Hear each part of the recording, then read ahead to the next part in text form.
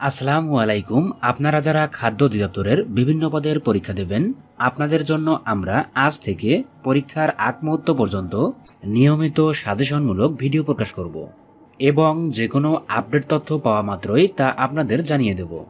আপনারা এখানে দেখতে পাচ্ছেন যে প্রশ্নগুলো খাদ্য অধিদপ্তর সহ বিভিন্ন চাকরির পরীক্ষায় অসংখ্যবার এসেছে। প্রথম প্রশ্ন, জসিমউদ্দিন বাংলাদেশের কোন জেলায় জন্মগ্রহণ করেন? মনে রাখবেন, পল্লীকবি জসিমউদ্দিন বাংলাদেশের ফরিদপুর জেলায় জন্মগ্রহণ করেন। ক্রিয়ার মূল অংশকে কি বলা হয়? ক্রিয়ার মূল অংশকে ধাতু বলা হয়। প্রিয় বন্ধুরা, খাদ্য অধিদপ্তরের বিভিন্ন পদের জন্য ইতিমধ্যে আমরা একটি চূড়ান্ত শর্ট সাজেশন তৈরি করেছি। আমাদের এই সাজেশনটিতে 2600 এমসিকিউ আছে।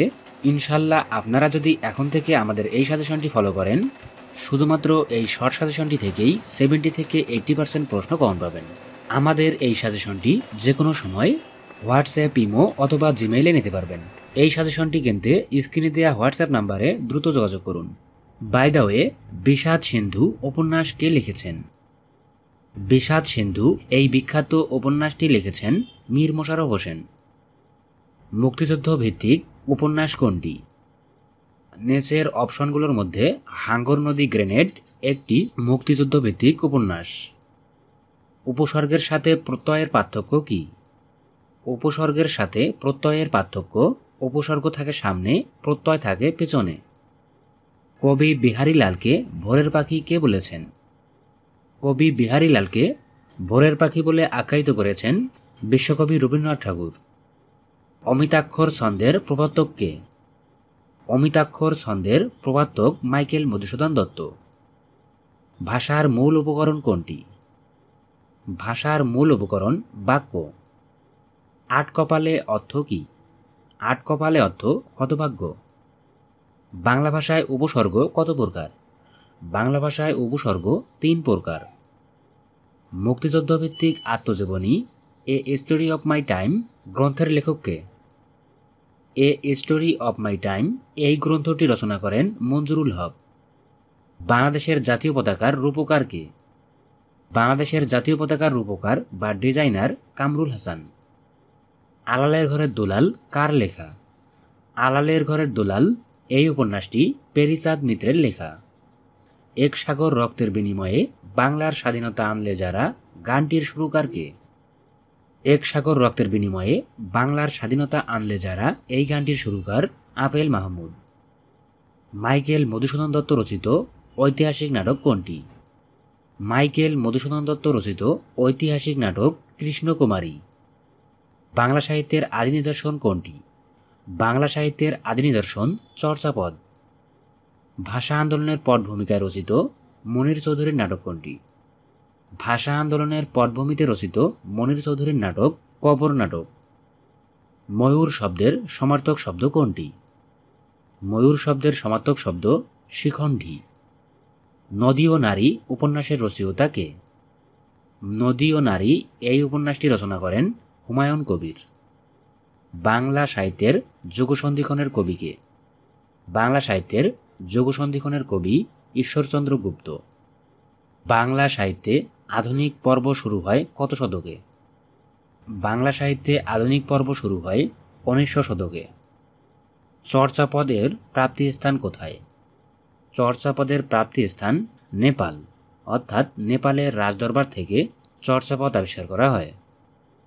মার্সিয়া কি? মার্সিয়া হচ্ছে শোকগীতি। কোনটি মৌলিক শব্দ? এই শব্দগুলোর মধ্যে মা একটি মৌলিক শব্দ। শ্যামল ছায়া এই উপন্যাসটির পটভূমি কী ছিল? শ্যামল ছায়া উপন্যাসের পটভূমি বাংলাদেশের মুক্তিযুদ্ধ। রাত্রিকালীন যুদ্ধ এর এক কথায় প্রকাশ কোনটি হবে? রাত্রিকালীন যুদ্ধ এক কথায় বলা হয় সৌপ্তিক। লিপিমালা রচনা করেছেন কে? লিপিমালা রচনা করেছেন রামরাম বসু। সাধু ও চলিত ভাষার মূল পার্থক্য কোন পদে বেশি দেখা যায়? সাধু ও চলিত ভাষার মূল পার্থক্য ক্রিয়া ও সর্বনাম পদে বেশি দেখা যায়। তুমি চেষ্টা না করায় ব্যর্থ হয়েছ এটি কোন বাক্যের উদাহরণ? তুমি চেষ্টা না করায় ব্যর্থ হয়েছ এটি সরল বাক্যের উদাহরণ। ফোঁটা ফোঁটা কোন পদের দ্বৈত রূপ? ফোঁটা ফোঁটা বিশেষ্য পদের দ্বৈত রূপ। খুদ পিপাসা শব্দের সন্ধিবিচ্ছেদ কোনটি? খুদ পিপাসা শব্দের সন্ধিবিচ্ছেদ অপশন 2 খুদ যোগ পিপাসা। দেশান্তর কোন সমাসের উদাহরণ? দেশান্তর নিত্য সমাসের উদাহরণ। বাংলা বর্ণমালায় মাত্রাহীন বর্ণের সংখ্যা কয়টি? বাংলা বর্ণমালায় মাত্রাহীন বর্ণের সংখ্যা 10টি। মনীষা শব্দের বিপরীত শব্দ কোনটি? মনীষা শব্দের বিপরীত শব্দ নির্বোধ। শব্দ ও ধাতুর মূলকে কি বলা হয়? শব্দ ও ধাতুর মূলকে প্রকৃতি বলা হয়। কোন বাক্যে ক্রিয়া অনুক্ত? আজ প্রচণ্ড গরম এই বাক্যে ক্রিয়া অনুক্ত। সন্ধিবিচ্ছেদ করুন স্বার্থ। স্বার্থ এর সন্ধিবিচ্ছেদ দন্ত শয়বয় প্লাস অর্থ। অপশন 2 এই অপশনটি সঠিক। জাকাতের টাকা ঠিকমতো দিন, এখানে জাকাতের শব্দটি কোন কারক? জাকাতের টাকা ঠিকমতো দিন, এখানে জাকাতের শব্দটি সম্প্রদান কারক। সরল বাক্যকে যৌগিক বাক্যে রূপান্তর করুন, পরিশ্রম করলে ফল পাবে। এই সরল বাক্যটির যৌগিক বাক্য হবে পরিশ্রম করো তবেই ফল পাবে। পরোক্ষ উক্তিতে পরিবর্তন করুন। রাষ্ট্রপতি বললেন বাংলাদেশ চিরজীবী হোক। এটি একটি প্রত্যক্ষ উক্তি, এর পরোক্ষ উক্তি হবে রাষ্ট্রপতি বাংলাদেশের চিরায়ু কামনা করলেন। বাক্য সংকোচন করুন। যে গাছ কোনো কাজে লাগে না, যে গাছ কোনো কাজে লাগে না এক কথায় আগাছা। নিচের কোনটি উপকার শব্দের প্রতিশব্দ নয়? উপকার শব্দের প্রতিশব্দ নয় উৎকণ্ঠ। বিপরীত শব্দ লিখুন অনুরাগ। অনুরাগ শব্দের বিপরীত শব্দ বিরাগ। শব্দার্থ লিখুন ইন্টারভিউ। ইন্টারভিউ শব্দের অর্থ সাক্ষাৎকার। রিপাবলিক শব্দের অর্থ কি? রিপাবলিক শব্দের অর্থ প্রজাতন্ত্র। সাবকনসিয়াস শব্দটির বাংলা পরিভাষা কি? সাবকনসিয়াস এই শব্দটির বাংলা পরিভাষা অবচেতন। কোনটি ইংরেজি শব্দ?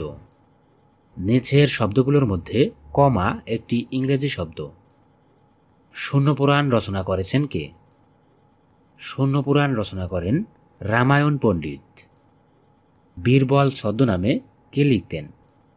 বীরবল ছদ্মনামে লিখতেন প্রমোদ চৌধুরী। ভাষার ক্ষুদ্রতম একক কোনটি? ভাষার ক্ষুদ্রতম একক ধ্বনি। গাছপাথর বাগধারাটের অর্থ কি? গাছপাথর বাগধারাটের অর্থ হিসাব নিকাশ। প্রিয় বন্ধুরা, আপনারা যারা কম সময়ে সেরা প্রস্তুতি নিতে চান, আপনারা অবশ্যই স্ক্রিনে দেওয়া নাম্বারে যোগাযোগ করে আমাদের শেষ সময়ের চূড়ান্ত শর্ট সাজেশনটি সংগ্রহ করে নেবেন। আর নিয়মিত ভিডিও পেতে আমাদের চাকরির খবর 24 ইউটিউব চ্যানেলটি এখনই সাবস্ক্রাইব করে বেল আইকনটি বাজিয়ে রাখুন। ধন্যবাদ। আল্লাহ হাফেজ।